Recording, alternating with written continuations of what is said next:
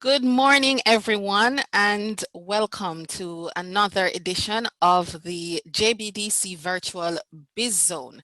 This is a weekly webinar series for MSMEs, and we have been at it since April 2020 when COVID-19 reared its ugly head. But we are now beyond COVID-19. We're no longer doing this to keep you busy during COVID-19. We're doing this because JBDC is the government's premier business development service provider, leading the development of MSMEs. And one of our major tasks is to ensure that we keep you trained throughout your entrepreneurial journey. And so we have partnered with some amazing experts over the last few months to deliver this to you. Partnerships are very, very important to serving you, because if we were to pay everyone to facilitate these webinars, we would have a hefty budget, and then we would have to charge you. So I just want to take the time out to thank all our presenters who have joined us on a weekly basis to make this possible and to bring you quality information that is pertinent to your success along your entrepreneurial journey. And this morning, it gives me pleasure to welcome Ricardo D. Allen, President and CEO of One-on-One Educational Services Limited. He is the founder of this organization, which is the Caribbean's largest online educational technology company that allows regional institutions, companies, and governments to deliver personalized and cutting-edge learning solutions online and in demand. Over the years, Ricardo has fused his innate passion for mathematics and his love for technology and people to build a solution which enables thousands across the region to take their favorite courses online and at their own convenience. The company, which started out as an innovative business that is dedicated to providing personalized one-on-one teachers in a classroom, in an innovative and pioneering move in March 2015, launched its award-winning one-on-one online learning platform, which is a subscription-based service that allows students to prepare for any exam in 30 hours or less, on demand and at their own convenience. But prior to this, Ricardo led the structured products division at Sagicor Investments Jamaica, combining his strong background in actuarial mathematics, corporate finance, and economics to conceptualize and develop derivative products for retail and corporate markets. But when he left to pursue his dream of owning his own business, they didn't let him go. He was appointed a management consultant at Sagicor Life Jamaica. He is also a member, has served as a member of the Jamaica College Old Boys Association and chairman of the United Way's Young Leaders Society. He is also a member of the Jamaica Stock Exchange Best Practices Committees, chairman of the University of Technology Actuarial Science Course Advisory Committee, as well as a member of the Entrepreneurship Advisory Committee. Allen is a 2010 Rhodes Scholarship nominee and turned down an awarded 2013 U.S. Fulbright Scholarship. She declined gracefully.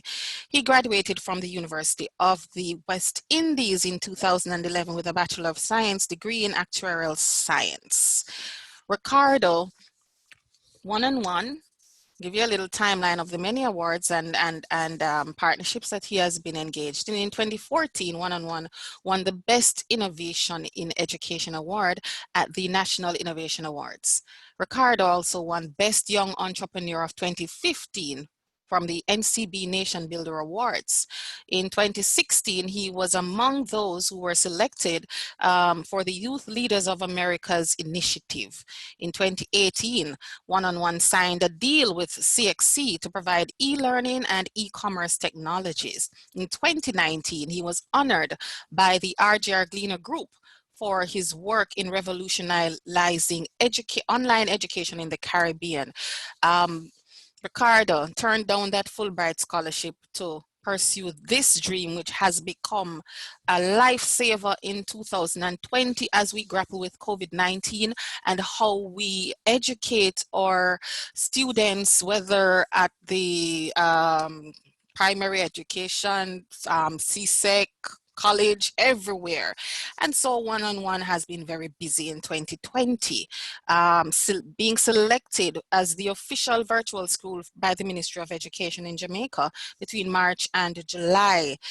One-on-one has also signed an MOU with the University College of the Caribbean and University of Bahamas to provide their online courses. One-on-one also signed a partnership with the course vendor Open Sesame as official purveyor of online corporate training courses in the Caribbean region. And the company is also the preferred partner agreement with UNESCO affiliated school management system. One-on-one is to launch learning platform for businesses, effectively allowing employees to obtain certifications through micro courses while on the job. Ladies and gentlemen, who better to present to you on the topic today, staying ahead of the competition, the online competition with research, than none other than Ricardo D. Allen himself. We'll find out later what that D stands for. Welcome, Ricardo. Thanks so much, Suzette. That was perhaps one of my longest introduction. Thank you so much for covering the basis. Very happy to be here this morning and presenting. It's such a wonderful day, a wonderful time, and I'll be kind of engaging you for the next hour or so just to take you through, you know, some of the practicalities of running an online business in 2020, especially in a field like education, where it's being depended upon right now to deliver for many students. And certainly we're very happy. Welcome everyone who are joining this morning. Welcome to those who are on social media. I just sent out a link to all my followers to actually join in, so welcome. And you know, today I'll be taking you through a journey. Now, as Suzette would have mentioned, one-on-one was started about 7 years ago, okay? And while I'll focus a bit on my practical experience, my job here is to give you a holistic kind of understanding to operate your own business in your own domain and kind of staying ahead of that competition, right? Now, one of the things that happened to us when we started is that there was not a lot of models for us to kind of build on locally, right? So we didn't have, you know, one of the things you do when you start a business is to look at the market, who is there, who are the players, what are they doing well, what are they not doing so well. And for us, we did not have a lot of that, right? We started, must have been 2 years after one of our other competitors, and then it was probably about 6 years after some other competitors, but really it was still uncharted territory for us, right? And you know, a lot of the work we've done, it's been trial and failure, right? It's been a matter of trying something. If it doesn't work, try it another way. The issue with that is what you find is it costs money as a small company when you start something and it doesn't work out and you have to kind of pivot and do it again, right? So, you know, we lost a lot of money in the starting of the business and in the phasing of the business, and as we scaled, we began to learn more and so on. But one of the things that helped us is, you know, one, my background, and two, doing the research, right? And again, there was no, you know, research is almost, the word research, if you really think about it, is kind of looking at historical evidence to base your judgment, isn't it, right? So when you do a research paper at school and so on, it's all about going back through the past and trying to figure out what's there and how you can kind of find that sweet spot in the market. Now how we started the business, however, was a little bit of a kind of stumbled upon, right? I was about 18 or 19 years old. I was tutoring at the university. Well, I started tutoring in sixth form when I was attending Jamaica College, and you know, started tutoring math. No, to tell you a lie, when I started tutoring, you know, I must tell you, it was out of a need to almost remove myself and to practice, because I had to practice math and I was a math lover. So in order to practice, one of the ways I practiced was just teach other people what I know or what I think I knew. And by doing that, I realized quickly that you can only explain things to people when you understand it yourself. And so what it did was to force me to understand concepts, and that allowed me to easily kind of transfer that knowledge to others. So anyway, I started in 6th form teaching math, CSEC math. So once I became a level above the CSEC, I started tutoring CSEC students. And then when I went to university now, I had a need to earn more money to sustain myself, my family, and so on. And then I encountered a beautiful concept where you had this big lecture in the rooms, big lecture, 40, 50 students, sometimes 500. And one lecturer, he couldn't care less if you are coming into the class or not. He did not take the register, he didn't do anything. But students would come, they would go. So you are on your own. But then there were these tutorials that would happen after classes once per week that had one teacher to, let's say, 10 students.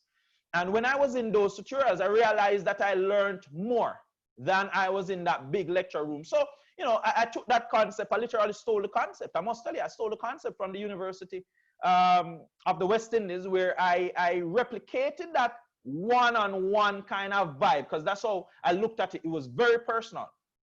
And I replicated it at scale by going back to my alma mater, JC, and I started tutoring in what's called a class of 10 program, where you had 10 students to one lecture. That's how that actually started. And it went well because the kids were coming and they were doing well. Now, one of the things I would share is that one of the biggest research for us is the research we've done ourselves. What do I mean by that? When we started to tutor, and I was traveling around Kingston paying the on-time taxi and traveling to different houses and so on and tutoring while attending university, it helped me to understand the psychology of a student learner, okay? It helped me to understand the psychology of a parent, okay? Usually the phones would ring more when the reports come out, right? That's when the parents get very antsy. Because things are not real to them. They have gone to a PTA and the teacher said, look, this child is not doing well. They won't do well if something does not change.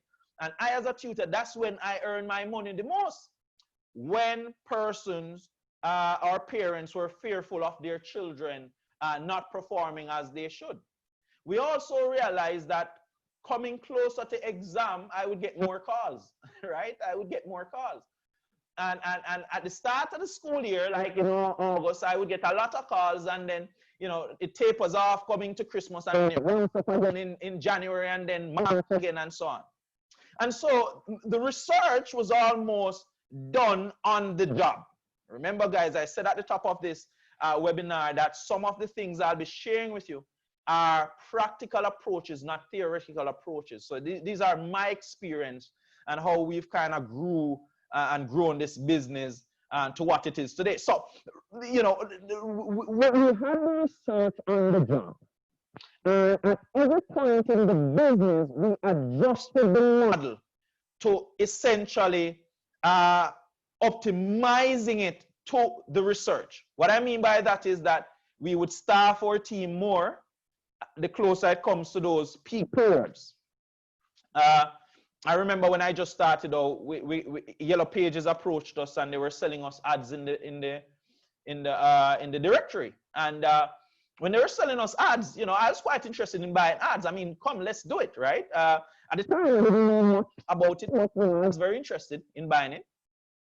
And they were going on Google and they were telling me when people are searching for these services. And right now, the data, the important data, to show to me, I had the data evidence. I was on the ground learning, understanding the psyche of a parent, a child, and so on.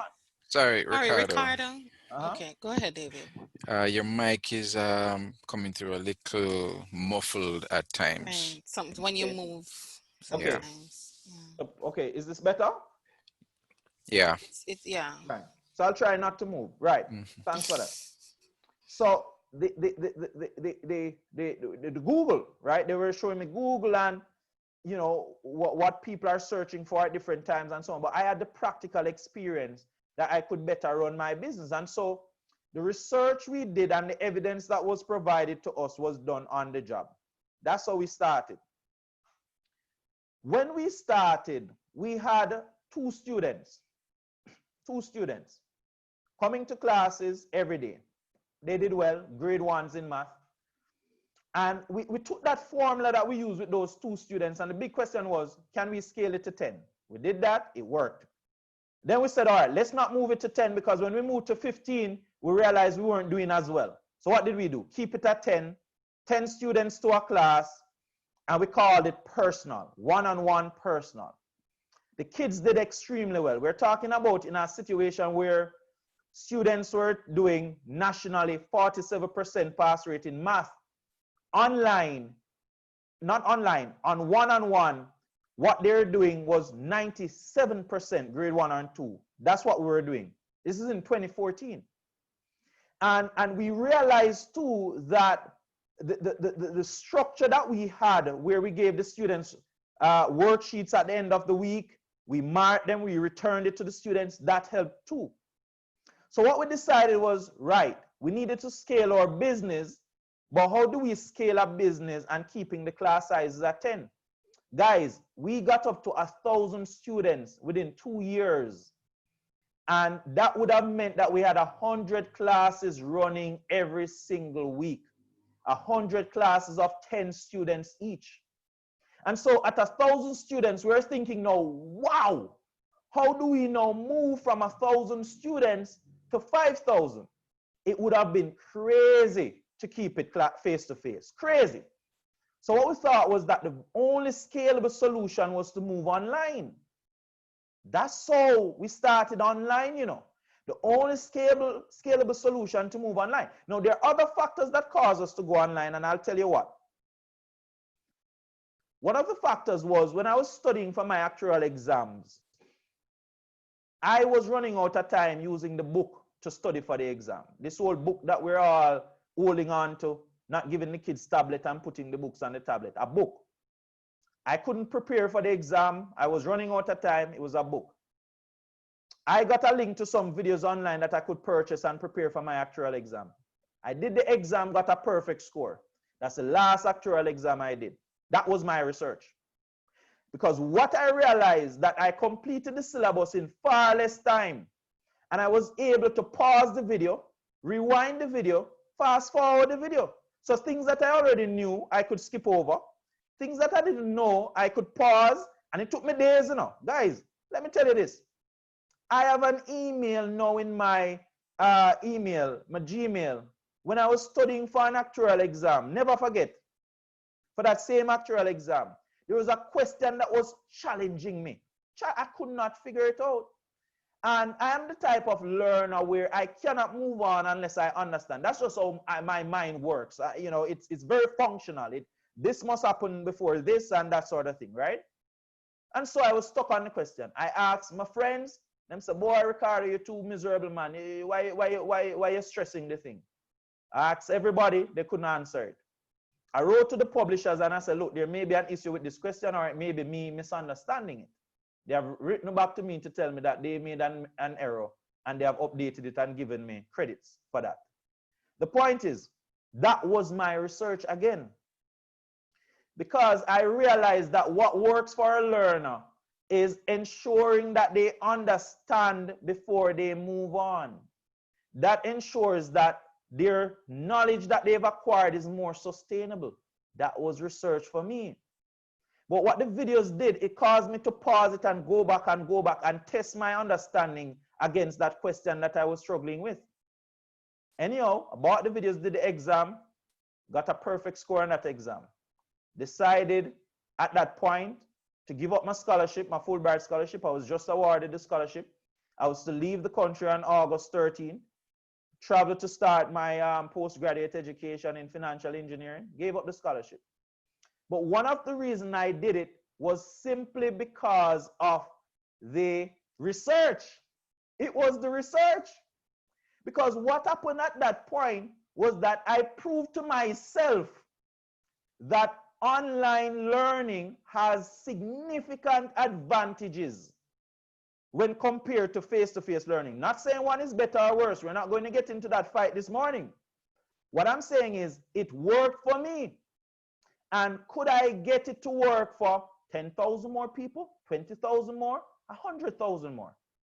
That's how I started making online videos, and that's how I moved the company online.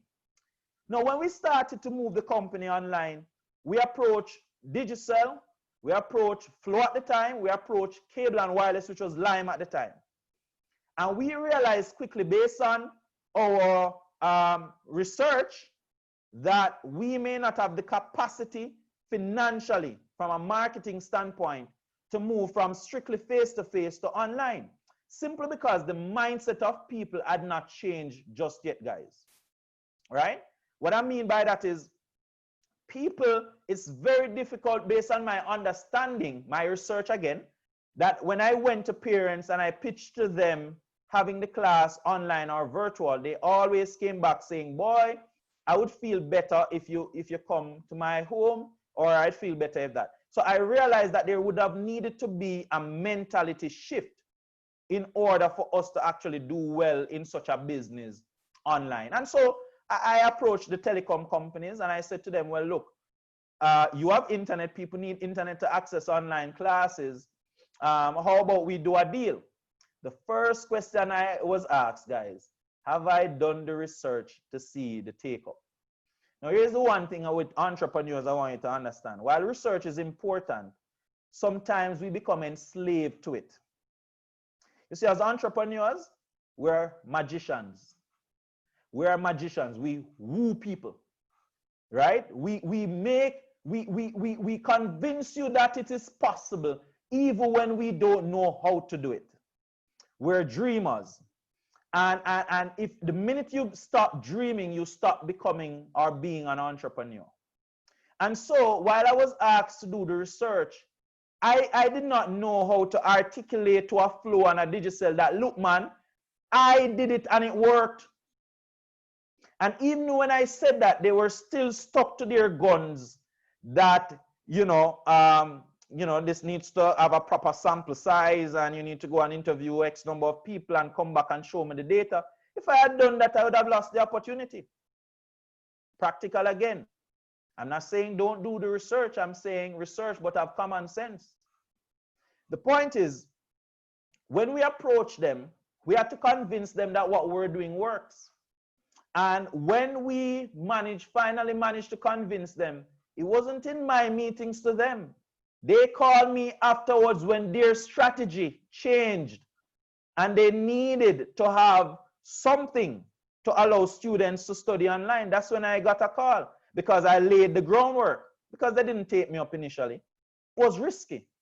It was risky for them. In our early years prior to COVID, I used to struggle to get meetings, for example, because everybody is just so used to doing things a certain way. And so transitioning the company, kind of coming forward, and kind of why I'm starting here, is so that you understand that while research is important, some of the best research that you can do is by yourself and using anecdotal evidence, meaning on the ground evidence to do it.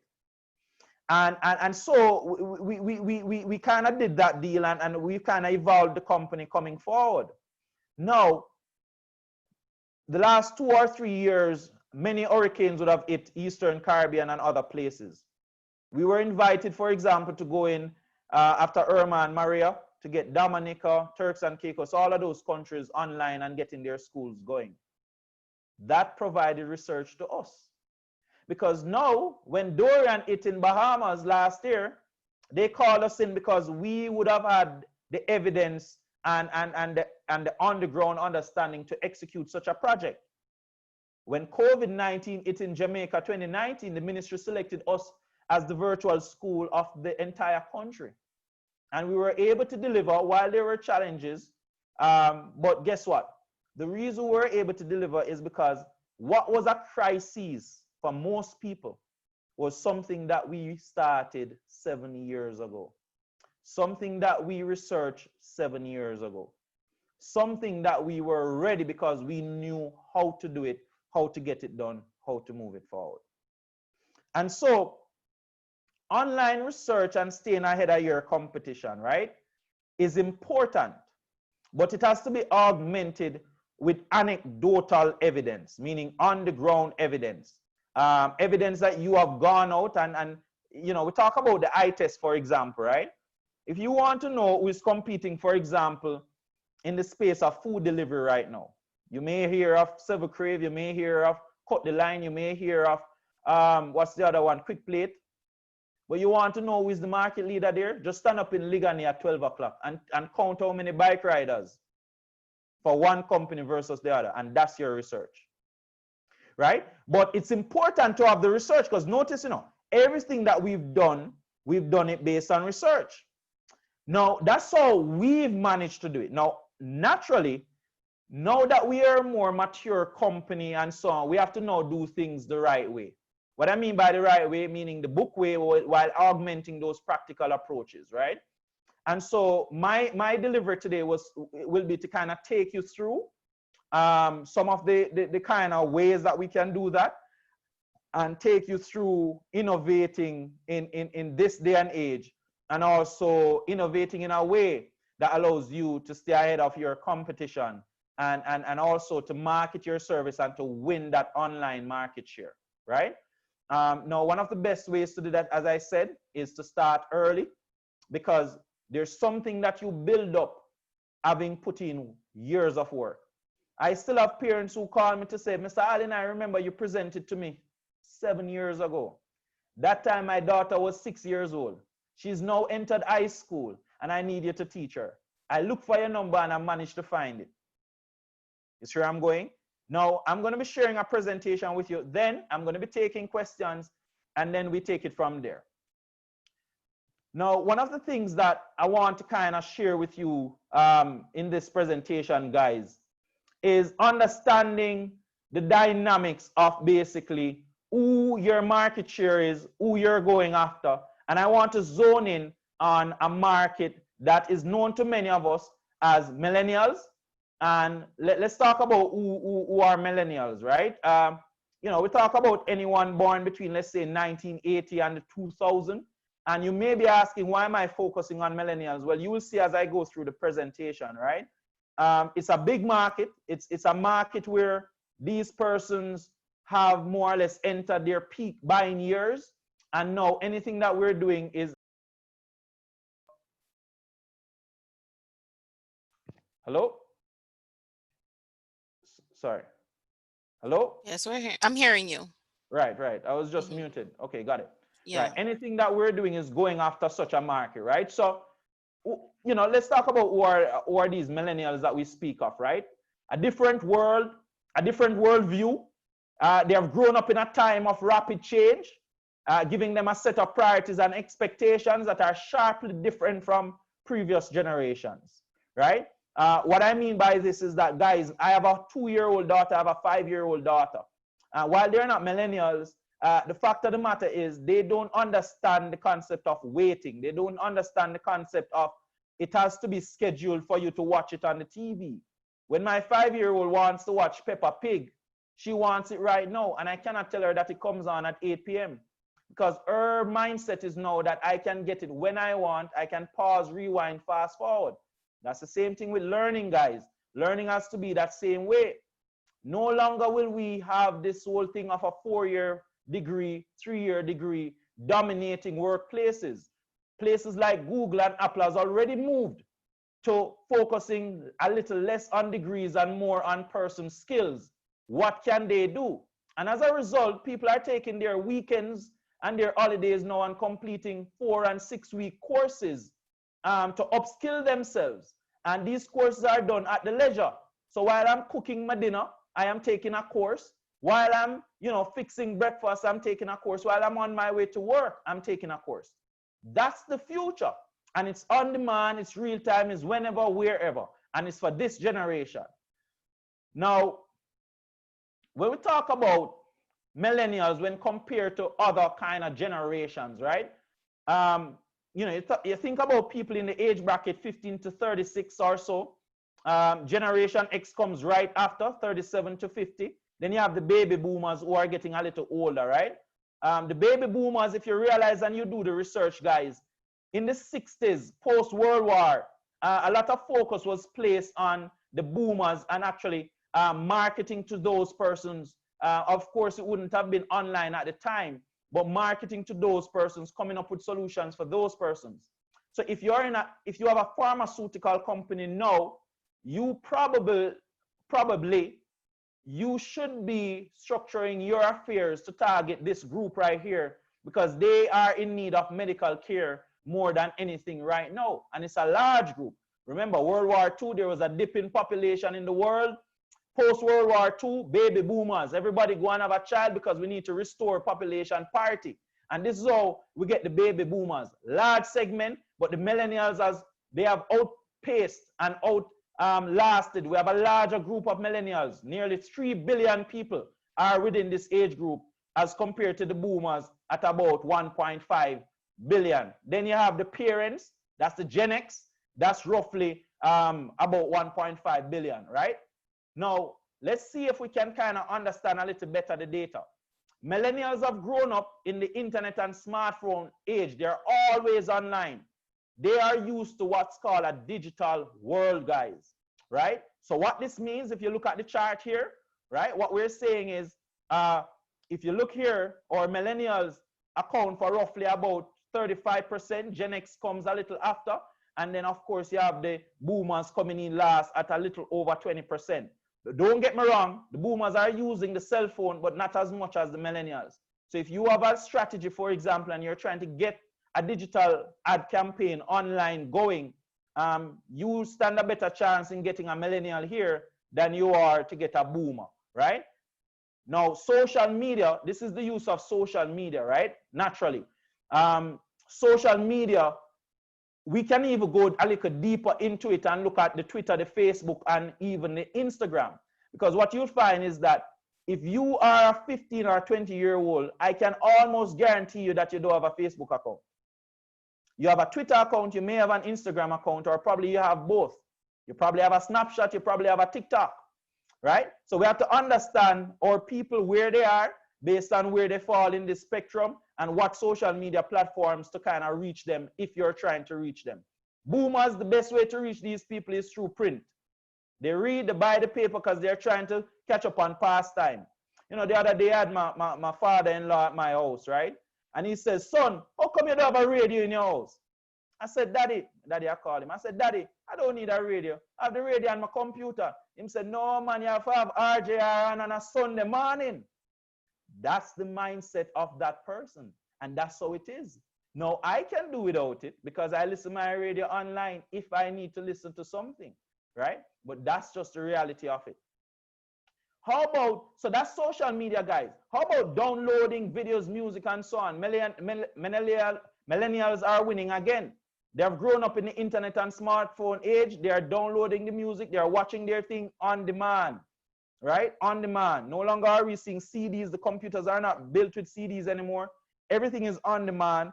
Everything is online. In fact, you don't even have to download it anymore. On Netflix, you don't need to download a video anymore. You can download it to watch it offline, but the point is it's on demand, consuming it when you want it, and so on. How about IM and chat, WhatsApp? Millennials dominate, but the boomers are coming on WhatsApp too. I talk to my grandmother every Sunday on WhatsApp. We video call every time on WhatsApp, right? But the IM, obviously the millennials. The point of this is that your millennials, video games, are dominating.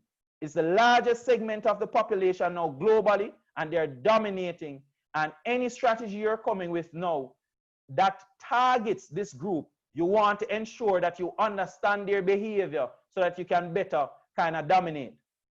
Watch TV online, millennials again. Now, the online world and social media in particular have given the millennials a platform to reach the world. So what you find is that a lot of persons, if you look at this, right? For millennials, this is the breakdown in terms of social media usage, text messaging, instant messaging, blogging. What's happening here is that a lot of millennials are using social media to even start their own business. I see someone with a little jewelry business and they have started the business using Instagram. Don't need for a website or anything like that. You call me, you like what you see, you call me and we get it done. I've seen millennials launching careers out of social media on Twitter. Think about Dottie Berry, who has his YouTube show, right? And that's how he started, and now he's hosting all sorts of shows. Why? Because people see him on that platform, understanding what he's done, and he's built up a brand to deliver such a thing. And other persons have built various brands on their social media. Okay? Generation X, a little less, right? So they're still there, but they're a little less. Okay? And obviously the boomers' usage are very low, right? Very low. Blogging, social media, and so on. Now, here's what's interesting about millennials, guys. They have a lower employment level, smaller incomes comparable when you adjust for inflation, right? And here's what's important, guys. It has left millennials with less money to spend than previous generations. Now, this chart that you're looking at is actually a US research that was done based on the mean income for the ages 15 to 24 as a percentage of the population, right? If you look at this, right, from 2000 onwards to 2012, right, guys? Muffled again? Are you hearing me? Hello? Yeah, it's fine now. Sharon? Yeah, we're hearing you okay. Very good, very good, very good. If you look at this from 2000 coming all the way to 2012, right, the mean income has kind of gone down. Now, we all know what happened in 2008. This was the recession, right, guys? So while it dipped here, it may not have been caused by simply that they had less money to spend. People were out of jobs. There was the recession, obviously, and then it has kind of picked up back around here. So naturally, it would have come back to some level that is more, you know, in line with the trajectory that we've seen since 2000. Now, one of the things that, and the interesting things that happened in the 2008 recession, guys, which is super important, is that it was almost like that first time where it bore this new breed of entrepreneurs, right? Meaning people lost their jobs and they just started to look for new things to do and to develop ideas coming out of that. When this recession happened, just to be very clear, guys, Twitter did not exist in the way that it is now, right? I think it came about in about 2008, 2009. Companies like TikTok, Snapchat, and all of those things did not exist in the way it does now, right? So out of these came a lot of ideas. A lot of things came about. Airbnb did not exist, that we used to rent hotels now and to stay over. But these were ideas where people got bored, lost their jobs and so on, and they just started innovating because the companies weren't employing. And so they found new ways to earn their income. Now, remember we spoke about social media. Social media has basically opened up the market, you know, guys.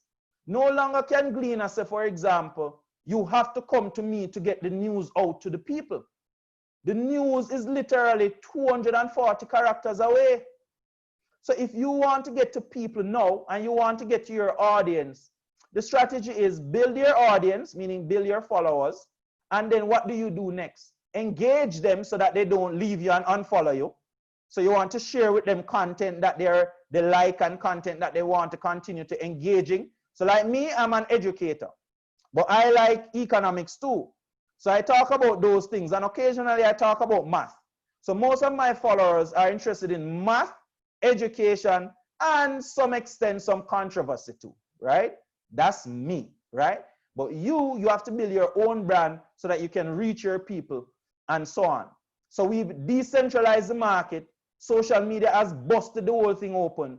And now you can reach your people quicker because you have a social media account. It's almost like you have a similar power as a Gleaner. And not trying to undermine Gleaner here, but what I'm saying is you can reach people as quickly as can the Gleaner can just by having a social media account. Just think about that, right? Now, so less money to spend. Guess what with millennials too, guys? This caption is a little incorrect, right? This should have been, this is the debt, right? This is the debt, right? This is the student loan payments are growing, okay? So this is from 2003 to 2013. More students are taking loans to go to universities and so on, right? So they are encumbered with debt. Now, I want you to follow the logic now, all right, guys? You come out of university, you have a lot of debt, you need to work to repay that debt. What is going to happen, guys? Tell me, what's going to happen? If you have to work to repay that debt, right? The next thing that will happen is your priorities start to change. So no longer can you marry early, for example, because you can't afford a $1 million wedding. Student loan, they're on you for 1.5 million. So this is the millennial. Remember, we're focusing on the millennials and their mindset now. It's the largest segment of the population. It has 3 billion people. And these are some behaviors that has been documented by millennials. And if you can adjust your business strategy to focus on these, you can stay ahead of your competition. So they're putting off commitments like marriage and home ownership. They can't afford it. Guys, practically, just me, I've just been able to buy my house this year. I'm 30 years old. This year, right? And this is an ambition that I've had for several years.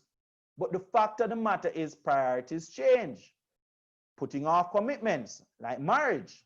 Now, I got married 3 years ago to my wife of 10 years. Well, not my wife of 10 years. We have dated for a period of time. My university sweetheart that we came up and we got married 3 years ago.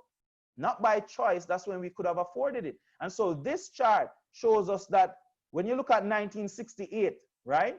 Percentage of adults between 18 and 31 marrying would have been about 55%. 55%.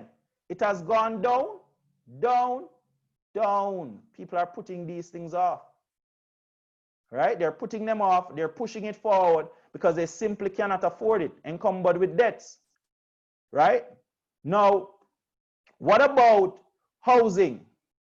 Right? Now, here's the opportunity for you now. Now, as the millennials are entering their peak home buying years, the reluctance to enter the housing market could actually change. So just like myself, who entered the market just this year, their reluctance and their resistance may change. And that's when you strike, right? So what we're saying here is that the cohort's sheer size plus the desire to settle down in the future could lead to a surge in home sales. Surge. And that's what we're expecting to happen within a number of years. I mean, if there are any construction person on the call who have an online or business that they want to market to these guys. You never fail. Build some one-bedrooms for people coming out of universities and have a rent-to-buy scenario. They rent it and their rent contribute to their mortgage to buy. Those are the sort of things that you do, and you push that via digital ads. I saw quite recently, NHT must have seen this presentation because NHT has just launched a situation where if you have a group of friends, let's call it 5 or 6 friends, you can, as a group, access $6.5 million each. So let's say 10 of us were to come together for $6.5 million each. We could buy a land and build up a number of houses on that land, and they will split up the titles for us. So they are innovating for the millennial. Okay? Right? So the peak buying years of millennials will be roughly between 25 and 45. Right? So if you are within that age, it's not too late, guys. Not too late. Okay?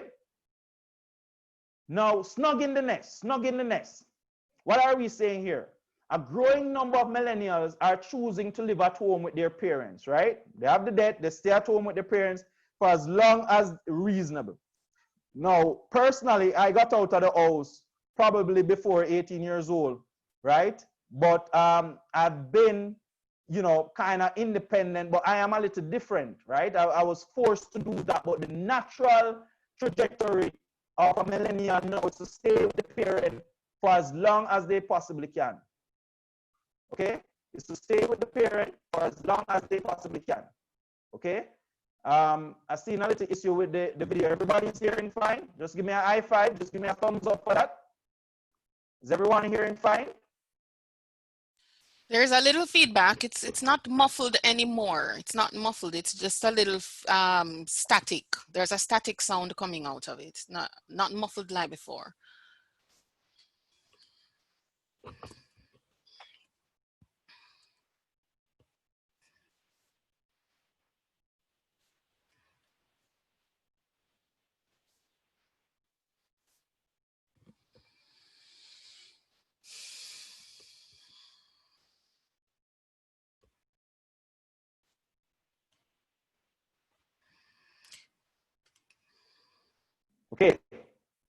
All right, is everyone hearing me now? Still a little static there. I'm hearing you, but just some static in the background.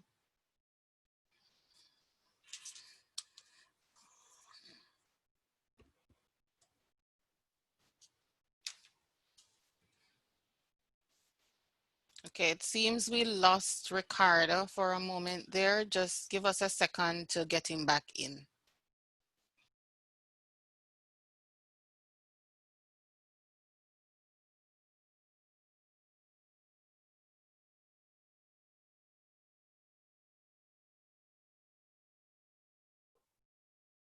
All right, guys, I think I'm back now. Yes, All right, guys, seeing are and you hearing enjoying you. you hear me now? Yeah, man. Are you enjoying the presentation, guys? Before we continue, are you enjoying it? We're going to take some questions very soon, very soon. I am. I'm sure they are. Right? This is phenomenal. Thank you so much, Jordan. Absolutely, absolutely. Remember, practical, practical, practical, right? Let's get right into it, right?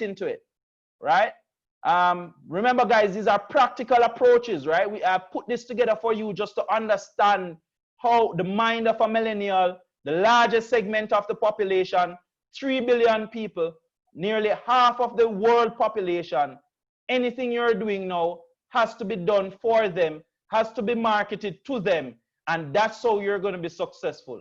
That's how you beat the competition. That's how you dominate online, right? So snug in the nest, right? An increasing number of 18 to 34-year-olds are still living with the parents. They are, okay, right? Look how it was a little flat between 1990 and 2000, call it that, but then it dipped. And then it has started to increase, right?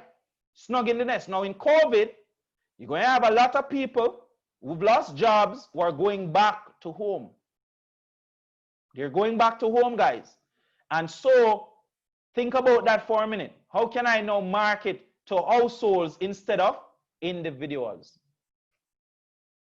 You know, one of the things that One-on-One has just done, what we've done, we have a virtual school that we're making available to all students in Jamaica, right? As Suzette mentioned at the top of the call. And the way we structured it was that we want it to be affordable, and we also want it to be a situation where students are not impeded by, let's say, a parent having to make a decision of doing it for John but not for Mary. And so we created this concept of a family account, where you just sign up for virtual school for one family account, pay $3,000 per month, and you can get all of the children in the household to get their classes, provided that they have their own computer. Now, we have seen, based on our research, that the students actually don't have their own device. And so one of the things that we're announcing next week is that we're going to be giving tablets to each and every child who register for our virtual school, right? Again, the research is impacting how we market it. Now, one may ask, how is Ricardo going to afford to give tablets and so on to every child in Jamaica who registers for virtual school? I'm going to show you how, right? I'm going to show you how. But the point is, we are responding to the research, what is happening, having done it, having been in it, having been around in COVID, having the students online, seeing the issues. We had parents with one cell phone choosing between going to work with that cell phone or leaving it at home for that child to learn on. Research. Okay? Now, snug in the nest. They're choosing to live at home, but they're waiting to fly. They're waiting to fly, guys. What do we mean? An overwhelming percentage of millennials say that they want to own a home at some point in the future. So it's not like they don't want to, you know, they're just staying put, saving up the money, paying off the student loan so that they can fly away to prosperity. They want to own a home. 93% want to own a home. This is a big deal, guys, right? This is a big deal. Now, love and marriage, right? Beautiful concept. But millennials have been putting on significant milestones like marriage and children. They don't want to have them early. They want to finish their degree. And you see how everything kind of connect, right, guys? You see how the dots are connecting. You take the loan because you want to finish the degree. You want to finish the degree because you want to be more competitive in a job market that dictates that you have a first degree. You finish your degree at 23. After 23, you spend the next 2 years, 3 years, 4 years building your career. And then before you know it, you're 30. And you're saying, boy, I need to marry and settle down and have children. That's the psyche of a millennial now. Whether it's fortunate or not, that's the idea. Right? Now, I personally did not attempt to be subject to such views. That said, it was almost like a natural occurrence for me to leave university. At the time, remember, I was awarded the Fulbright scholarship to just transition away. I spent 2 years at Sagicor, given the Fulbright scholarship to go away and to continue in my master's program. Then I would have entered the jobs market at about 25, 26. Gave up the scholarship at 23, must have been 25 maybe, 24, 25. And I started the business, and I've been running the business for 7 years. And when I started the business, just to tell you guys and just to kind of share with you, I sat in front of my shareholders and they said to me, Ricardo, you have a brilliant idea, but you also have a scholarship. I was trying to convince them that, boy, I can go and do the schoolwork and it will take us 1 year to build out one-on-one online. They said to me, no, that's quite cute, but we're not going to give you our money and have you go and study. We are investors. We're investing in you and the business. Anything you're doing, you must focus on it. You can't have split focus. And then they preface it by saying, if you go to school, don't get me wrong, we'll support you. We'll support you if you go to school. We'll come to your graduation. By the way, my shareholders was at my university graduation in Jamaica. Right? It's a network of people who I would have built up. A lot of them. And so they said they will support you. But if I give you my money from a business standpoint, out of good business sense, you have to focus. And so that's why I made the decision to stay in Jamaica, build out the business. Nights I have cried. Nights. Because things are not going how I planned it to be. Okay? Nights. Because the world was not ready for e-learning. Nights. Sometimes I question my choices, the judgment that I made and so on. But you have to be strategic. I have to stick to your guns. And so that's why one of the things I do is to write down my goals. And I don't write 5-year or 10-year or 20-year goals. I write what's my goal for this week. What's my goal for next week, the following week. Because I try to achieve small things. I've always believed that a complex problem broken down into smaller, minute problems fixed. Together you fix that bigger problem. And so love and marriage, people are putting it off. They don't have the money. So the median age for getting married in 1970 was 23. The median age for getting married now is 30 years old. Okay, right? So if you're a company, who do you market to? If you want to target people to marry, start preparing for the 26-year-olds, man, the one who just came out of university. That's how you stay ahead of your competition. Okay? So when they reach 30, start giving them some ads. Okay? Do you feel like you're running out of time? Ask those questions. Send email campaigns. It sounds bad, but I'm just telling you, if you want to stay ahead, you have to know the facts, you have to know the behavior, and you have to market to the behavior, right? Access, not ownership, guys. Millennials don't want to own a darn thing. At the very least, they would rather to have access to it than to own it. We talk about Uber in the United States, where I could just hail a taxi. The largest taxi company in the world does not own one single taxi. And that's Uber. You see, a lot of the car companies, and I tell you this, right? A lot of the car companies that are here locally and who are selling insurance and all of those things, right? In about 5 or 10 years, I can tell you that they have to switch their business model because millennials They want a thing where I could just pay a monthly fee or an annual fee and I have access to a car.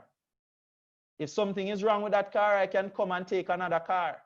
And I'm just going. I don't want to own it. I don't want to stand the risk if someone comes to my house and steal it. I have to figure that out. I don't want to do it. And so insurance industry will change the way they insure. It will be more focused on groups, meaning a pool of cars rather than an individual owner. They will need to insure the ATL and those guys and less of an individual insurer. It's kind of like a rent-a-car business. That's where it's going to go to. So it's not just homes. Millennials have been reluctant to buy items such as cars, music, and luxury. Instead, they're turning to a new set of services that provide access to products without the burden of ownership, giving rise to what's being called the sharing economy. 25 years from now, car sharing will be the norm and car ownership will be an anomaly. You won't own any car.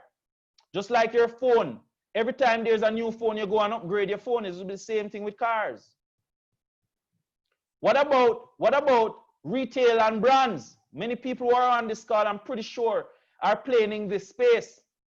Millennials have an affinity for technology and it's reshaping the retail space with product information, reviews, and price comparison at their fingertips. When I'm reviewing something now, I just go to Google and see what other people are saying about the brand. And if the news is not too good, I'm not buying. Okay?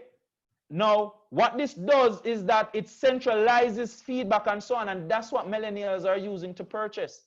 When you go on Amazon, for example, what do? You compare, you look at the rating, you look at what people have said. You even look at people who have bought the product and them unboxing the product. You watch all the YouTube videos. You're smiling now because you know you do it. You know you do it. You watch all the YouTube videos before you make that buying decision. That's how millennials are thinking. So if you want to dominate your online space, ensure that whatever you're selling or that service you're offering, you allow for feedback. You allow for that feedback to be accessible. And you allow for them to actually see end-to-end how the product works. What happens when you go at home? How do you unbox that fridge that you just bought? A little YouTube video will help. You know what I mean? Because that's what you're looking for. And provided that you can comfort them in this way and giving them the knowledge they need now. Remember I told you about my 2-year-old and 5-year-old. They need information now. They cannot wait. They don't have time for call you or anything like that. When I'm going around looking for properties to buy, I ask people to send me the pictures on WhatsApp. I can't bother go to the place and not knowing what I'm going to. I want to see it first to see if my interest is there to go to the location. So if you're a realtor, make your presence available online. You cannot rent a house and the pictures aren't available. Think about videos now because pictures are still. I want to see. Think about augmented reality. I want to see what it's like from a first person's view walking through the house. 57% of millennials, guys, compare prices in store. This is very important. And then finally, health and wellness. Where's my well, right? Health and wellness, right? Okay, millennials are exercising. They are going to gyms. They are very health conscious. They are eating smarter, smoking less. They are using apps to track their steps, right? I have an app now on my hand. Here it is, right? And if you see it right here, it's not coming on. And okay, here we go. Okay, right. It tells me when to get up and stretch. When I need to take a walk outside. Can your product be paired with this app, guys? Can it be paired with the app? People are more health conscious. In 2013, 83% of people, right, were reporting that they were essentially annoyed with people smoking close to them and things like so. They were very health conscious. In 1998, 69%. People are more health conscious. They're worried about their health. And especially in a COVID time now, big importance is being placed on this. You want to dominate online, create product for this space. And so the key takeaways are as follows, right? Millennials, they have been slow to marry and move out on their own. They have different attitudes to ownership. as a whole that have helped to spawn what's being called the sharing economy. What's the sharing economy, guys? Access, not ownership. I just want to access it. So that beautiful dress you're wearing to work, can I access it for a month and take it back to the store? Okay, if you're a fashion store right now, is that a business model? Okay, if you are a flowers company that sells flowers and so on that I can buy to take home to my wife, can I access it but not own it? Can I borrow it then take it back? You see where I'm going? See where I'm going with this? If I'm a car company, access, not ownership. Right? That's how you target these guys. That's how you get them to hook. Right? Number 2, millennials have come of age during a time of technological change, globalization, and economic disruption, COVID-19. That's what has given them a different set of behaviors and experiences, far different than their parents. Very important. Third, well, third is the same as being the first. This is a typo. So I'll make this my third. They are also the first generation of digital natives, and their affinity for technology helps how they shop, how they just review stuff, how they look at things, and they are used to instant access to price comparisons, product information, and peer reviews, guys. Don't hide from it. You're a business owner. Don't hide from making your presence felt online. Don't hide from, showing products, your products, how it's used, the benefits of your products. Don't hide it. Show it on social media. If you have a good product, why are you hiding it in the bush? Every day you should be dropping videos of the different uses of it, how I can use it. Stand behind your product. Stand behind your services. And finally, they are dedicated to wellness, devoting time, money, and exercising, money to exercising and eating right. Their active lifestyles influences trends in everything from food to drink to fashion. I wear a watch that tracks my steps. And if I would have it my way, guys, I tell you this, that right now, if I could, for example, have a situation where a number of things that I am buying now, I could just rent or lease. Which is why these people in 2020 talking about they want the kids to continue buying textbooks. Madness. Provide access to the textbooks on an annual basis for $5,000. That's what I'm encouraging the ministry to do.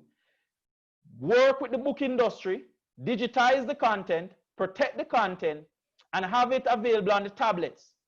Every year, parents pay $5,000 and they get all the books for the year. At the end of the year, they get the next set of books. For a company that's a book publisher, you are always going to be in business. Don't fear it.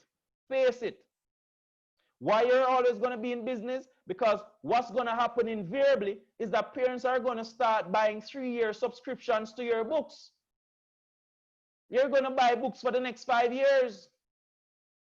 For all high school, every year the child gets their book and that sort of thing. It's also cheaper on the parent because a tablet costs $15,000. The average book list costs $20,000. So in my year 1 alone, the book list for $20,000 can be substituted by a tablet plus $5,000 subscription to all my books for the entire year. And over 3 years, I would have spent $60,000 on textbooks, $20,000 each year for 3 years. I buy my tablet year 1, it's gonna serve me for 3 years, provided that it doesn't get destroyed or anything like that. And every year I'm spending $5,000 to renew my subscription. Over 3 years, I'm spending 5,000 times 3, which is 15, plus 15,000, that's 30,000. I'm spending 30,000 as a parent versus 60,000. I have saved, the government has saved, and the publishers can update their books more frequently because it's all digital. So guys, in order to stay ahead of your competition, what do we have to do? We have to change our mindset. We have to start building products and trying to reach the groups and target those groups, understanding their behaviors. Once we understand their behaviors, we can market to them. And that's what one-on-one is about. We understand the behavior of our students. We know what they're going through in this COVID time. We understand the behavior of of parents. We understand what they're going through. And teachers, we understand the behavior. We know what they're going through. Guys, one-on-one will be investing in generators for all the teachers who are teaching our virtual school. Understanding that light may go and we don't want it to affect our operations. And once we're seeing in that light as having and providing all of this on this scale, what we're saying to the government is that you can do it at an even bigger scale. Just replicate what we've managed to do the last 7 years. Now, guys, be careful. It's not going to happen overnight. One-on-one did not become a company serving the entire Caribbean, right? We're in so many countries now, helping so many governments. We did not become that overnight. We had to work, look at the research, fix our business model, and make it go forward. And the last thing I will leave you with is this. One of your greatest assets will be your employees, your team members. Don't leave them behind. Upskill them. Allow them to do courses online to upskill themselves, because they are your greatest assets. They are the ones who are going to bridge this digital divide. They are the ones who are going to take you forward. One of the things that one-on-one we're doing right now, as was announced earlier, we've partnered with the universities. So we're not just talking. We are now working with the universities to build short courses online. We're making the internet free to access it. And you're going to be doing courses online, upskilling yourselves. We're going to be offering over 4,000 courses over the next year and even beyond that, from different university partners offering their courses online. And so we're removing those barriers so that you can upskill yourself, increasing your productive capacity so you can move your business forward. Guys, I am Ricardo Allen. I'd love to take some questions. Thanks for listening to me on this presentation. Thank you so much, Ricardo, for that very enlightening presentation and very full of energy. I told you had the capacity to go on for, yeah, I know you could go for another hour, you know. It was very good. I can tell that the participants enjoying all of that. Some very interesting takeaways from what you said, Ricardo. And I think I alluded to it when I introduced you as well. What was a crisis for most people this year was something that one-on-one started 7 years ago. One of the things I particularly admire is the part where you spoke about how you were able to convince the investors. I see in your bio that you were able to amass approximately 200 million in private equity funding. That's a lot of money. And for you to give up a Fulbright scholarship that many persons only dream of is just really remarkable. Yeah, thank What you I so also much. took away from it is the anecdotal evidence that you mentioned, because research is something that we find that a lot of MSMEs tend to shy away from, because they look at it as having as attracting this huge price tag, something that you'll have to hire the mighty Don Anderson to do. And you can't pay him because only the big ones can pay Mr. Anderson and so on. Not knowing that research is around us every day. That example you used about standing in the middle of Ligani and looking and counting the number of bikes that go by and deliver is research. And so I quite appreciate the way that you have delivered this particular message, because this is what we want our audience to understand, that research, the importance of research in innovation, the importance of research in starting any business. You spoke about knowing the customer, brilliantly articulated in terms of the age groups and so on. It gets even more interesting when you have a product that cuts across those generations. When you're targeting the boomer and the millennials, for example, you're targeting managers who are boomers and millennials, and so you have to reach them in traditional media and social media, and so you have to use everything. Very, very interesting. Any questions from our audience? You know the usual protocol. You may type your question in the chat, or if it's a comment, you may also put it in the chat. If you would like to speak directly with Ricardo, which he would absolutely love, let us know by raising your hand and we will unmute you so you can speak to him one-on-one. Jordan Ferguson, I see your hand up.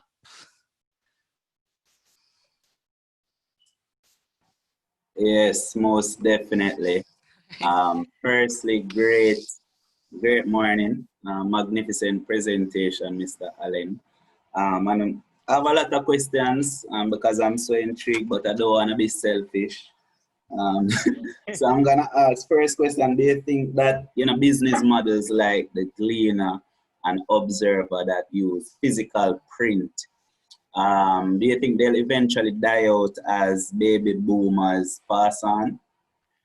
That's a very good one, Jordan. And I don't want to get myself in any trouble, right? But so I'm gonna share with you my perspective on it. What we've seen globally is that printed companies, newspaper print like Washington Post and so on, they have been failing. They have been failing for a little while. And what's happening is that you have people like Jeff Bezos and those guys who are purchasing these things, right? These paper companies and so on. And there's a reason why they're doing it, right? Because the most powerful thing that you can do to influence a country and a nation is news and the news cycle, right? And the fact of the matter is people still rely on it in one way or another. I believe that they will adjust their business model as dictated by the times, right? They've been around, for example, Gleaner has been around from 18 something another, right? And I do believe that they will adjust their business model. They will go more digital. We've already seen a movement in that direction. But if they don't move and they remain the same, there are going to be significant issues down the line as we move to a digital way of doing things. For example, right now I don't buy paper as often as I used to because I'm fearful of you touching the paper and then touching the paper and the transfer of the COVID-19, just as an example. So now, how do you move away from that? I've seen where, for example, Gleaner, they have started an online subscription. That's one way. But you have to understand too that these companies are focusing on diversifying in other areas. So for example, my father-in-law was a tennis player, a table tennis player. And the other day he asked me to look up something in the Philadelphia Tribune or something like that. And I was able to go back to 1979, where he was in university at that time. So they are also collectors of information. They do stories, they do reporting. The paper is just one way to disseminate that information. So all they have to do, Jordan, is to adjust their business model, continue to report, and to change their way they get the information to people. But what I can tell you is the barriers to entry of that news release is so low now that the quickest way of getting that information is Twitter. Because if you wait on the Gleaner to print tomorrow morning, you're not going to get the information, right? So if they don't adjust, they're going to be in problem. But I think they will adjust. I think they have some good leadership structure and they will adjust. Well, I hope they adjust. All right, cool. Thank you for that answer. And the second question now, I saw the direct contrast between baby boomers as well as the millennials. But is it safe to say that the strategies that one can use for the millennials and the Gen X are somewhat similar? They are, because you see the Gen X people are trying to stay up to date, you know. The Gen X people are trying to be cool. They call it being cool, eh? And they're not old people. Let's face it. You're 36, you're not old. You're 37, you're not old. So those persons have done a good job to kind of stay ahead, and they have been able to kind of manage. So I don't think there's going to be any dissimilarities in that. What I can say though is that whereas it's going to be easier for a 20-year-old to get something that you're putting forward to him that is more modern and so on, it may be a little harder for someone that's older. So you change your messaging or adjust your messaging so it's meaningful to them for a more mature audience. But yes, the strategies are going to be similar. You won't see a lot of people, for example, Jordan, at 50 years old being on Snapchat, for example, right? First of all, you know, I saw a grandmother on it, but she's an influencer, but not many people are going to do it. Let's just be frank, right? So if you're marketing and you want to market on Snapchat, it's not for the 50-year-old, it's not for the 40-year-old. But if you want to get to those people, go on Facebook. They are there. And again, 50 and 40, these are not old people, okay? Let's be very frank. These are very young people, very vibrant people. And it's similar strategies, you just adjust the messaging. All right, cool. So thank you very much. I'm going to save all the other questions to allow other persons to get theirs in. So thank you again. I'm also adding my Twitter and Instagram, so you can direct me directly. And I'll also add my LinkedIn profile so that you guys can reach over to me directly if you have any questions, but I'll take a few more here. Let's go. Thank you, Jordan. And I see Sheldon. Hey. Hello, Sheldon. Hi, good morning. Hi, Sheldon. Good morning. Yes, I'm a teacher by profession and in the area of food preparation. But I've been contemplating for quite some time now how I could actually like set up or do an online cooking class, like the basics, especially like for persons who have more time at home or maybe working from home. And you know, really need to upskill, you know, doing from the regular type of home cooked Jamaican meals or learning something new. The only thing is that my kitchen may not be so conducive or ideal to, you know, or you have like a studio type setting, you know, when you see these cooking shows. But at the same time, I still want to see how I can put that in terms of delivering or for persons to really learn and enjoy cooking at the same time. Thank you so much for that question. So let me tell you how you do it, right? And again, Sheldon, this is just me sharing with you practical experience, right? Yeah, man, no problem. Go to ATL and tell them the idea. Tell them to give you a stove, a fridge, and a new cabinet. And you're going to brand it as ATL. So when you finish branding it, you're going to basically go on YouTube and you're going to start a channel. Let's call it Inside Sheldon's Kitchen. Right? Okay? Right? And you're going to make it available. And the recipes you're going to focus on are going to be impacted by stuff that people in Jamaica search for most of the times when they're actually cooking on a Sunday. Right? How to make rice and peas. How to make this. How to make stewed peas. How to make pumpkin soup. Local dishes. Right. So you're going to do a Google ad search now to do a keyword lookup to see how many people are looking up these words and so on. And when you do a keyword lookup, you're going to see who is searching for this, what's the time interval they're searching for it. And you are now going to use that to dictate what you do in your videos. And basically, what are you going to do? You're going to post those videos. So when people are searching for those things now, you become up there and you become your found. Now, one of the things that you're going to do too, when in your description of the videos, right, you're going to ensure that you add keywords that aligns with what people are searching for. The hashtag. The hashtag, keywords, and all of that. So when people go to Google and search how to make rice and peas, even if them say it that way in a Sheldon, even if them say how to make rice and peas, you follow what I'm saying? Ensure that you have that in your tags so that pretty much people can find your videos. And that's how you're going to start out. Now, essentially, you will make close to about $18 US for each 1,000 views, I believe it is on YouTube. I'm not sure. I've not been keeping up with the thing. But based on the number of views, you get advertising dollars, okay? So if you have a video with 100,000 views, you can be pulling in probably like a $500 or a 1,000 US, and that could be income for you. You get what I'm saying? If people actually love your videos, they are practical. Now, the average time for a millennial to look at a video is between 6 to 9 minutes. If you make your videos longer than that, they will leave you. You won't see them back, okay? Attention span shorter. Very short. They're not watching anything beyond 6 minutes, and it peaks at about 7. It falls off after that. That's a Harvard study that was done 2 years ago. You want to keep the videos short. You want to make them relevant. You want to partner with an ATL or a Cohort or one of those guys.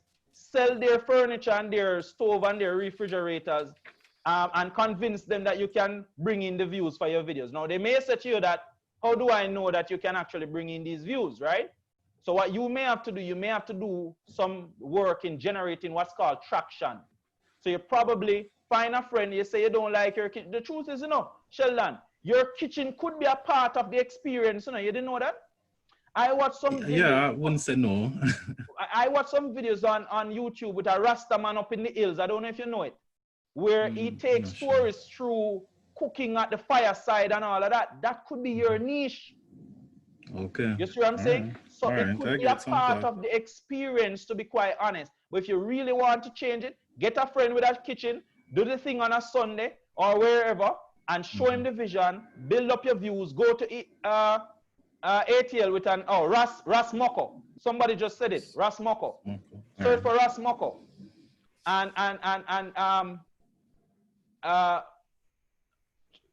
To use in presenting anecdotally. I'll respond to that. But the point is, you can do this by using these simple things. It doesn't have to cost you any money. The key is, you should be able to woo. You are a magician, Sheldon. You're a magician. You should be able to woo and just have a one that you just, and things happen. You understand? Magic. Yeah, man. And if you can convince people to come along with you, I'm telling you, man, what does ATL cost for that thing? They give you a fridge, a stove and thing, they set it up. Good for them because you're advertising their products. Promoting. Good for you. Okay? Okay. Thanks very much. No problem. All right, thanks, Ricardo. We have a question from Andre Samuels in the chat. In developing a business plan and trying to ascertain market information for a product in which there is no readily available data for a Jamaican context, do we rely on another country's data to define the Jamaican experience? Absolutely, guys. Absolutely. In fact, find somebody with money. Let me share with you something, right? When we just started out one-on-one and we started making videos online, we didn't know exactly how to make videos online. I did not know it, okay? So what we did, we went online and we researched who were the leaders in making videos online. And we found that it was Khan Academy, funded by Bill Gates. Now, if Bill Gates' money and Microsoft's money behind Khan Academy can't help him to do the research to go into those videos that people are watching every day, right? Then who can? So what I did, I looked at what he was doing. I got my best teachers in a room. We evaluated it and we borrowed some of his style because there was no company doing it locally. And we borrowed some of his style and we did it and we've made a business out of it. So the point is, you have to sometime look at what's around and try to apply it to a local context. The truth is, as I share with you, right? And just so that everyone in the call understands, the first $1 million that I raised for one-on-one, the first check I got for one-on-one, and never forget, it was in 2013. It was the summer of 2013. And I had a meeting with an investor prospect at Red Bones in New Kingston. And I invited him out to dinner. Actually, he was at dinner and I said I would come to that dinner. And when I came to that dinner, if you could just put the spotlight on me because I want him to hear what I'm saying, yeah? When I went to that dinner, he did not have no time to go through any business plan. All I did was that I just plugged in my thumb drive and I just showed him the business in 3 minutes. 3 minutes. I got Paula and Porter to do the voicing. I did the script and I did a 3-minute pitch via the video. And all I showed was this.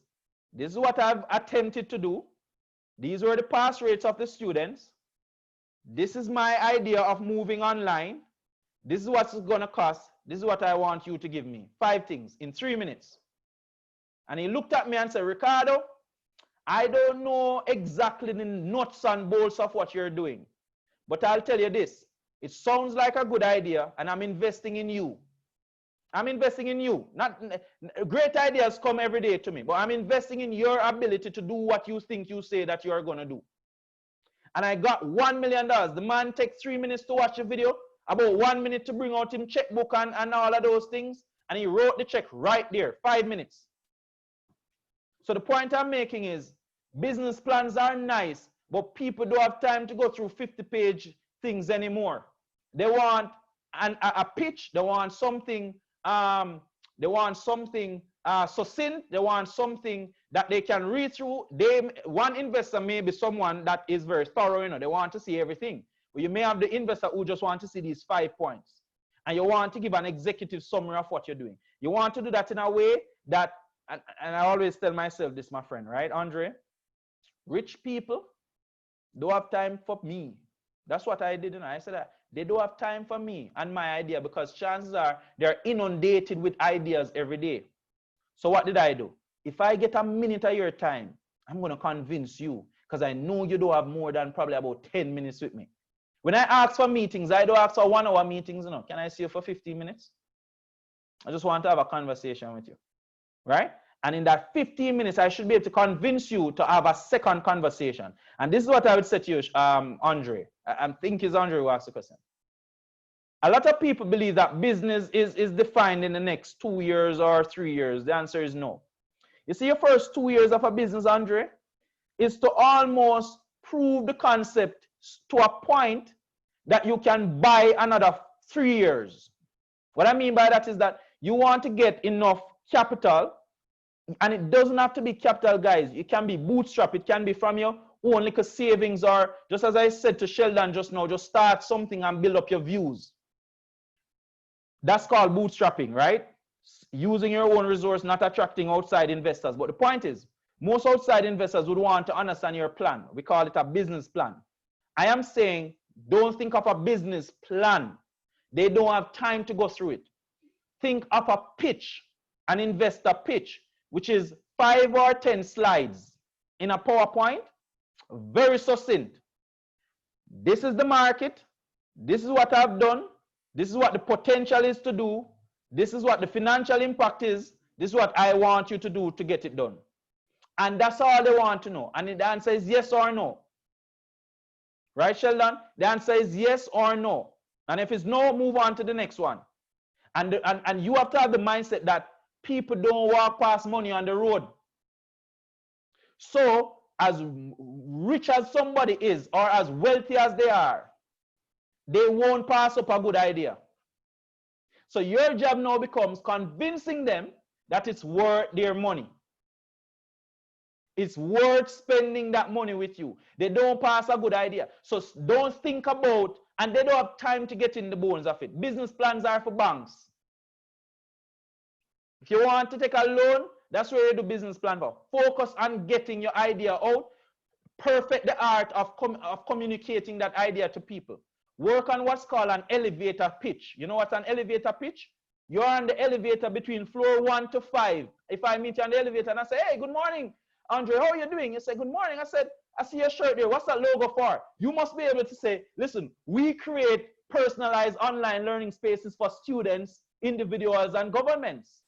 Really, what is that? Well, you know, we have an online platform. Students learn at their own pace, and they can do it any time of the day, anywhere, respond the entire curriculum. That's it. It's either I like it or I don't like it. So that's my advice to you. You know, keep it short. Work on pitches, not so much business plan. You can work on business plan for the banks. If you're taking a loan, you have no choice. But focus on perfecting the art of communicating your idea to people. And also, don't get upset or annoyed. I remember doing a JBDC panel discussion 3 years ago, and someone in the audience was very upset because they were saying investors not paying him any mind. Don't look at it that way, my brother. Look at it from the perspective, Andre, that what can I do to get people's attention? Focus on people who have shared values like you do. If you have an environmental project, go to somebody who has demonstrated to be an environmentalist. Okay? So that would be my feedback on that, Andre. Thank you, Ricardo. There's another question from Suzanne Gordon. Please share an effective method to use in presenting your anecdotal evidence. Spoken word. Spoken word, man. Say it loud, proud, and everybody must know, right? Never hide your light in a bush. The best thing you can use to convince investors is telling them and demonstrating to them your ability to not only lead and to make the idea come to life, but in your grasp of the idea, your understanding of the idea. Because remember I said, when I raised the money, he wasn't so concerned about my operational plan, you know. He did not need to see my operational plan. If you think about it, why should he? If you're going to be the CEO of this company, all I care about is the fact that you understand the plan you've come up with and you have the capacity to execute the plan to achieve the desired results. So I could not care less about the operational workings. Once I believe in your ability to do it, then I will invest. So therefore, how do you translate that to someone? Selling yourself as the brand, going on social media, becoming an expert in your area, speaking these things. When articles come out, for example, now they're talking about reopening at school, you're going to see my voice as an educator on there to say this is madness. That way, people start looking at you now and say, well, this person here is qualified to speak on a subject. So he's qualified to speak on education. So if you are investing or you're planning to start a business, let's say Sheldon wants to start a chef business, when you go to ATL to pitch, they must demonstrate, you must demonstrate to them that, look, I know how to cook and I have enough charm to woo people and to keep them in front of their computers on a Sunday evening trying to cook the rice and peas. So your best effort is to show and demonstrate your knowledge of the matter, your ability to lead, and every CEO, you must be able to convince those who are above you, meaning your board of directors. You must be able to sell them on your vision, not theirs, your vision, how you plan to do it, what you need to do it, and you must be firm. And you say, once you can do that, it's the quickest money you get. Now, don't get me wrong, you know, when you raise the money, you have to now deliver. Right? You have to deliver because you've gotten people now to tell you and to give you their hard-earned money.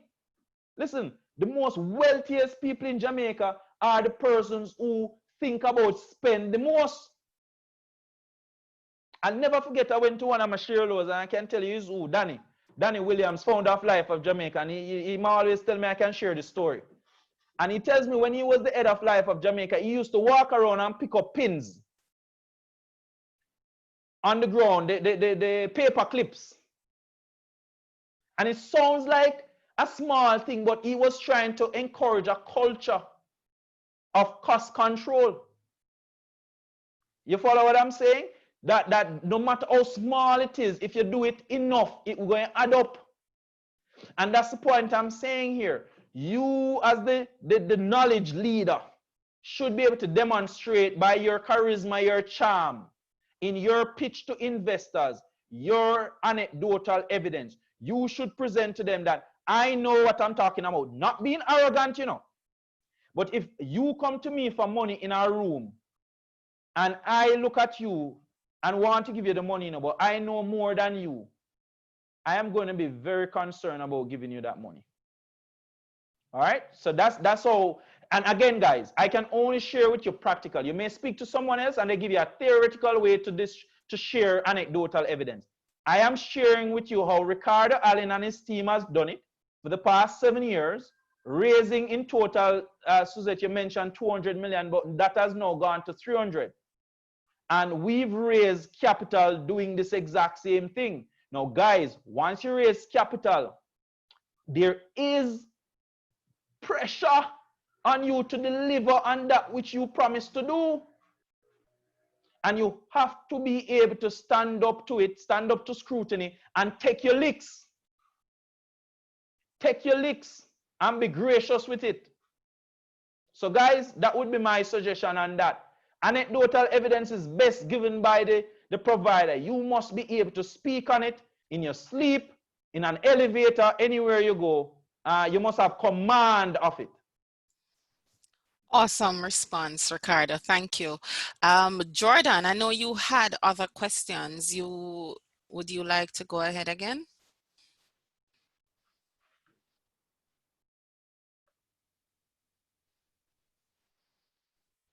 I think someone is waiting to be let in. No, not at this time, Suzette. Oh, okay. All right.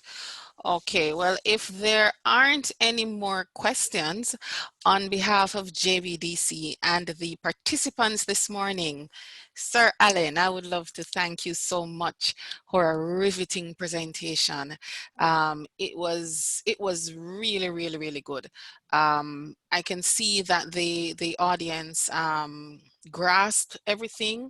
You spoke for the first 30 minutes without the presentation, and that was an excellent opener, sharing the one-on-one experience before getting into the formal presentation, which was just as rich. Thank you so much. Thank you so much, everyone else, for joining us. Do join us again. We have another webinar coming up at 1 p.m. Jermaine has a question, Suzette.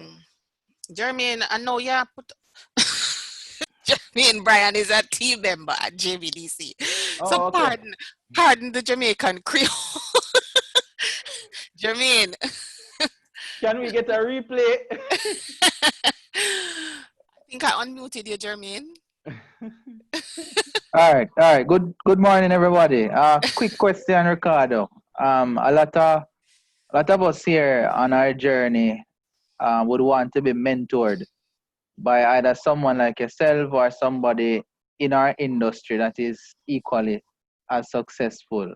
How would you recommend our entrepreneurs approach that process? Because finding a mentor can be an intimidating process, especially when you don't have anything but an idea to share, and you don't want to waste your mentor's time because you're aware, as you rightfully said, that rich people don't have the time to sit down and listen to an idea all the time. So I'd love to hear from you. What's your recommendation?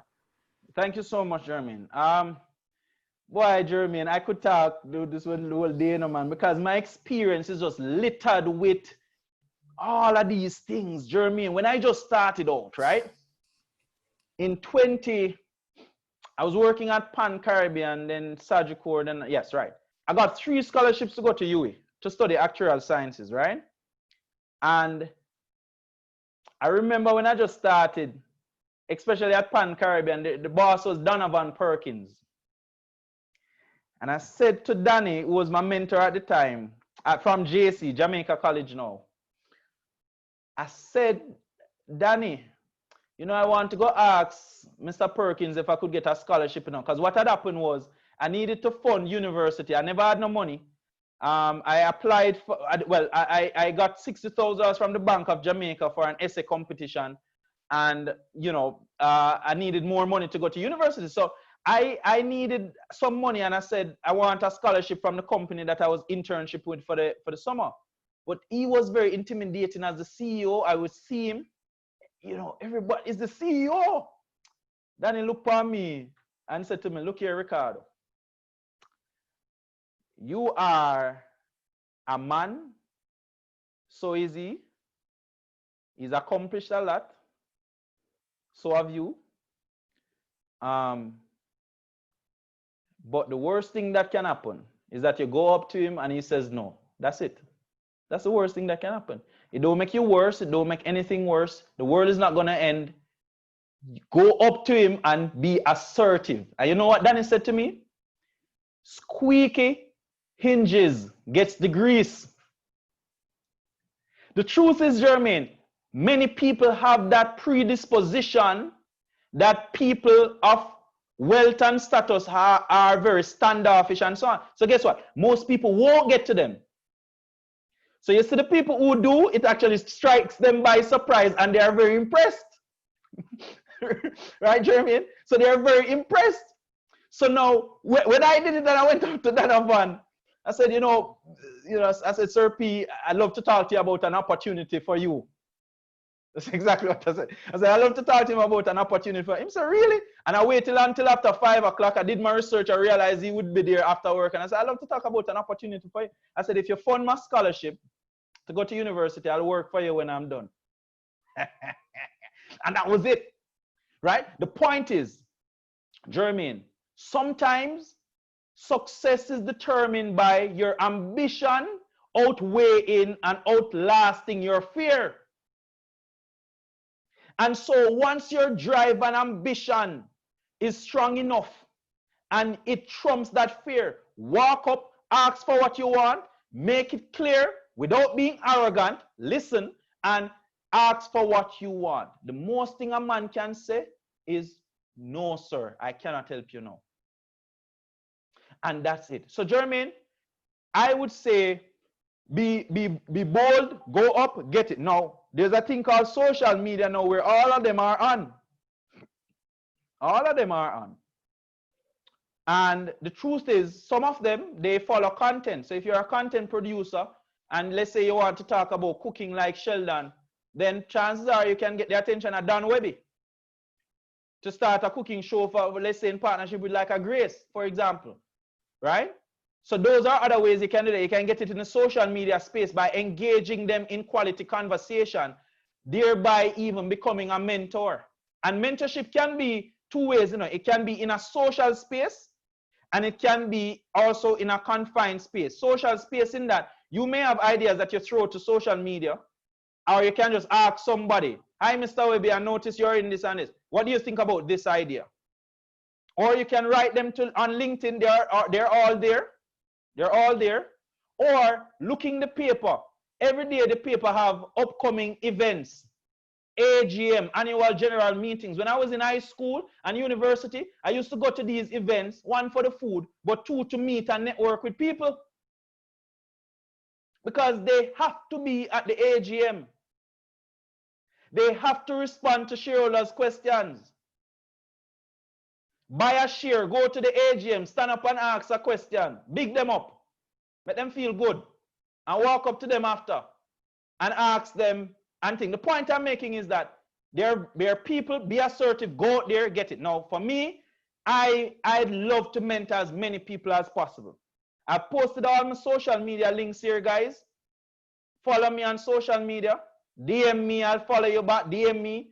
I make myself available to mentor and just respond to people, Star, because, you know, God has been good to me from a business perspective in terms of growth, and I'd love to share my knowledge. If you realize, I love to share practical stuff that I've gone through.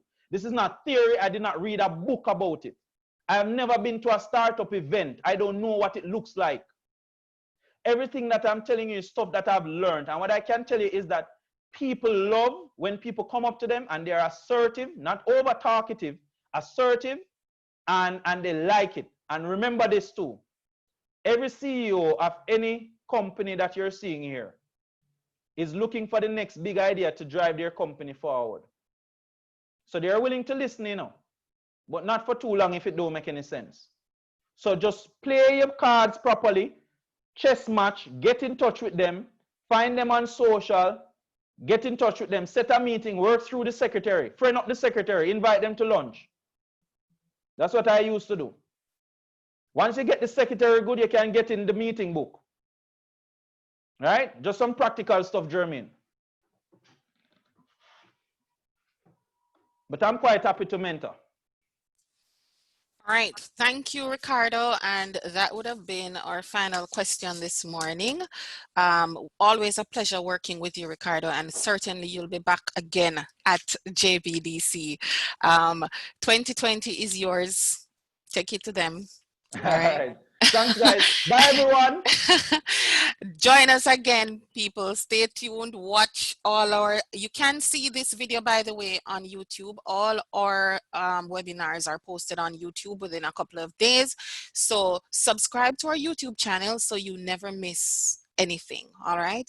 Other than that, we'd love to have you joining us here on Zoom. Remember to follow all our social media channels. We're everywhere. JBDC is on Twitter, Instagram, LinkedIn, YouTube, Facebook. We're everywhere. All right. And visit our website at jbdc.net. You know, we love you, but we're not really seeing you so much at Campro these days. We're using technology. If you want to meet with us, do call us at our head office and make an appointment with one of our business development officers. They include those with some of these questions for Ricardo this morning. Jordan and Jermaine are among them. So please, join the JBDC family. We're going to take good care of you, all right? And stay safe, wear your mask, keep your distance, and tend your yard if you need to, all right? Bye-bye. One love.